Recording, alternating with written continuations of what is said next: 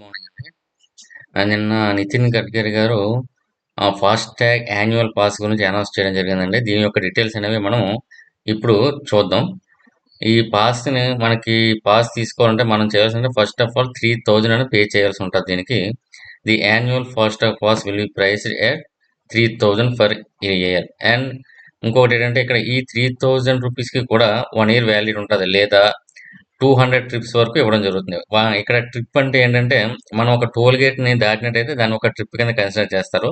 అయితే 200 ట్రిప్స్ అయినా కంప్లీట్ అయిపోవాలి, లేదా 1 ఇయర్ వ్యాలిడిటీ అయినా ఇస్తారండి. దానికి మాత్రమే మన 3000 అనేది పే చేయడం జరుగుతుంది. నెక్స్ట్ సెకండ్ వన్ ఏంటంటే ఇది ఎవరికి ఈ ఫాస్ట్ ట్యాగ్ ఇస్తారంటే ఇది చూడండి ఇక్కడ, the annual fast tag pass is design exclusively for non commercial private vehicles such as cars, jeeps and vans.